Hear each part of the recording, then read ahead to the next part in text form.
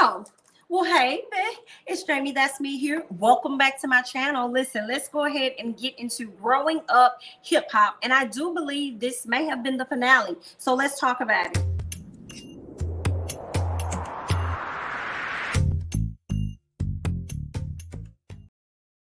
All right, y'all. So y'all know we pick up where we left off on last week's episode. Egypt is performing at the showcase. Okay, she comes on the stage, gets off the stage to come down to the floor level to perform, get all on the floor, then go back up to the stage, okay, to perform. It didn't sound like the music was bad. It was just them continuing to put the camera on Sam while she was performing and being able to hear Sam say all the lyrics as though he was on the stage. And so them putting the camera on her and then back on Sam and then on her, then back on Sam, I felt exactly how the brat felt when she sitting up there like, God, can I hear her? What are you doing? I just want to hear her. What is going on over here? So I definitely feel the brat on that. I wanted him to sit down somewhere. Okay. Brianna ended up doing a video. She could have kept that video where she would have been able to perform in live, but she sent the video, so it was cool for what it was. When it comes down to the winners, they ended up doing a three-way tie. They gave it to Egypt, Jack, and Fuji or something like that, Fuli or whatever the boy name was. So that's who all won the interview with Trick and Trina.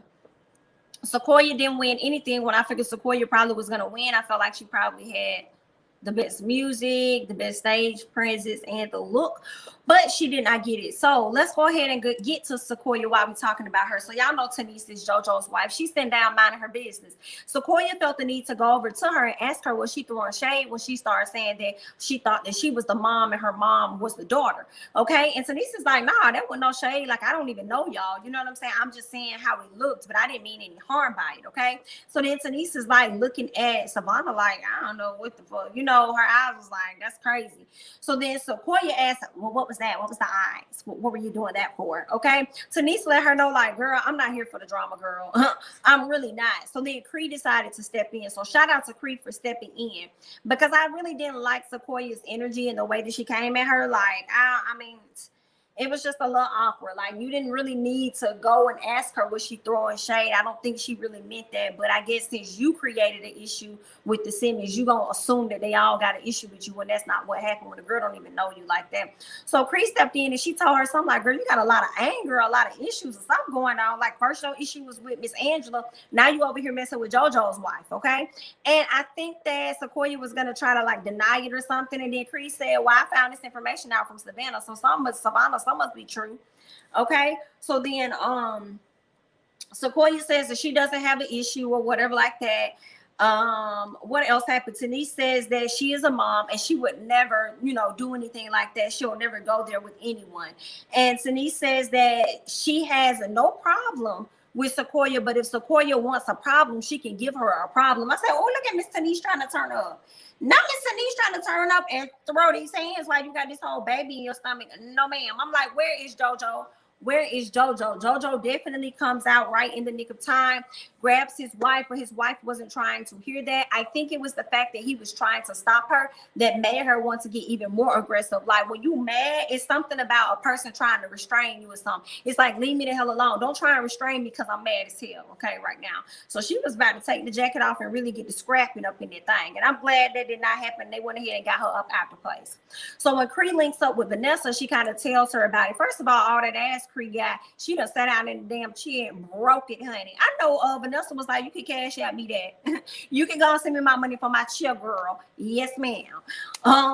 Cree updates her on the Sequoia chick and how Sequoia came at her sister-in-law, and then also told her about the issue the girl has with Angela. And Vanessa was just taken back because she's like, girl, who is her baby daddy? Like, who is she? What's going on with that? So, you know, Vanessa was just completely confused. And even though she learned that Sequoia is the daughter to JoJo, Casey and JoJo, she was like, that girl can't come around. Like, nah, that's dead. We try to give you a shot. We try to put a little coin in your pocket. But girl, no, you're not going to be able to come around. But I got a feeling that that girl might show back up next season. We'll see how that's going to go. She might show back up next season to clear up a few things, but we'll see. So when it comes down to Egypt, Pep, and Sam. So they're getting ready to go and meet TT, right? Because they got to have this family meeting and they got to sort out some things because things are still not clear. Okay. They have issues dating back to what, about 2 years ago, I believe. And then on top of the most recent rumor dealing with TT and her family. Okay. So once they get there, because the guys split up, you got Tretch, you got Sean, you got Tyran, and you also have Sam in one area trying to mend their issues. And then you have the ladies in another area. Okay. TT decides to put the timer on for 1 hour because she was like, I'm not going to deal with y'all BS no more than 60 minutes. And that's all y'all got. So if y'all want to talk, y'all need to get to talking. Now, I will say this. I didn't know what the hell to make of the overall argument back and forth. I understood where Miss Egypt was trying to come from, but it was kind of falling flat a little bit.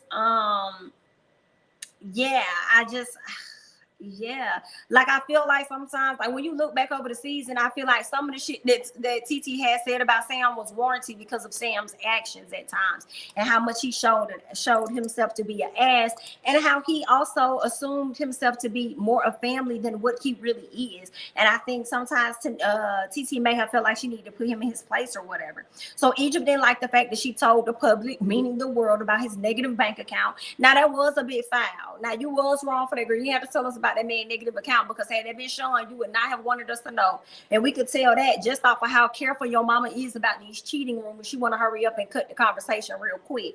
Okay. Now Egypt says that she felt that she wanted the world to believe that she was with a soulless man. She felt like TT wanted us to believe she was with a soulless man. TT didn't have to tell us that. We actually ended up seeing that, so it was what it was.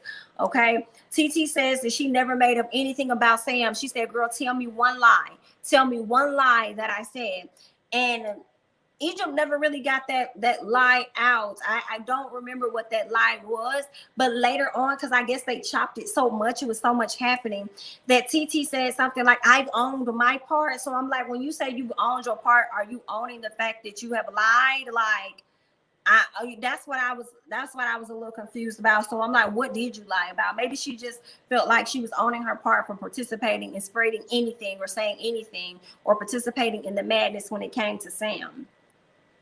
What else? Egypt was trying to talk, really couldn't get out a lot because her mama started talking. But what I did not like that Pep does, Pep be having all this stuff to say, but when she gets in front of her sister, it's like she lets her sister take over the conversation. And I don't like that. I don't give a damn what role your sister holds in Jamaica or who she is, the oldest, the youngest. I don't give a damn.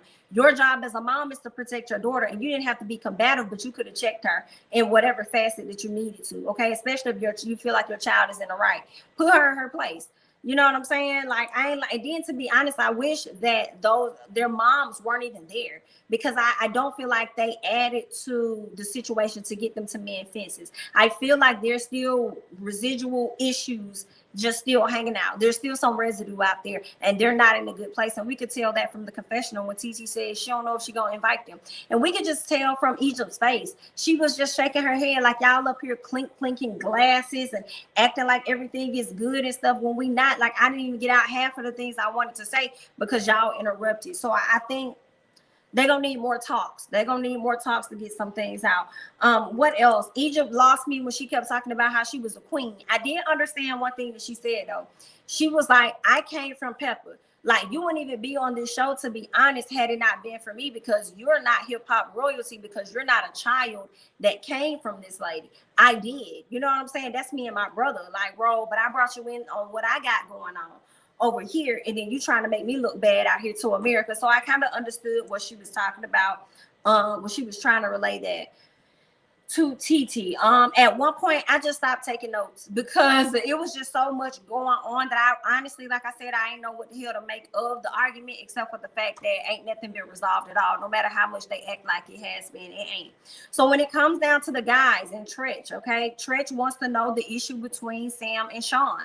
Sam says that the issue is with Sean, and Sean said, you're not gonna play me, baby. We ain't got no issues. That ain't my fault. Okay, that's on your fault. Okay, because you had some things to say about Tahiri, like not Tahiri, but Tahiri, you had some things to say about TT. Okay, that before I even came into the picture, so that ain't got nothing to do with me. That's all on you. So Trent starts going off about them beefing and not beefing about nothing because you know he from old school, so beef can get real serious. The stuff they beefing about ain't that deep, especially when family's involved. So he wants them to let it go, right? So what else? Sam says he had nothing to do with the rumor that was put out there. So Sean says we can resolve this real quick 3 ways or whatever. The first thing is, did you have anything to do with the rumor? Sam said no. He said, did you really mean what you said about TT being in love with you or whatever? I don't even know why he asked that question because that was dumb. We all know that's a lie. He was like, no. And then I think the third one was, do you agree to move forward? And if the ladies have their issues, we gonna stay out of it. Sam said 100%. I do not believe that 100%. Okay. I don't believe Sam is going to be able to stay out of it. I think even if he tries, Egypt is going to put him in a position to where he's going to have to speak on it or address it or do something. You know what I'm saying? He's not going to have to, but he's going to want to, based on how she's going to confide in him like a baby. And like, you know what I'm saying? He's her best friend and all this extra stuff. And it's going to want to make him respond. But hopefully he does right and do what he say. And moving forward, he just gives Sean a call so that they can mend fences. Okay. Angela getting ready to do this calendar shoot. Now, when her and her sister was out there on that balcony, honey, my stomach started getting a little nauseous. I was like, oh, y'all look like y'all too high up. Please go in the house, honey.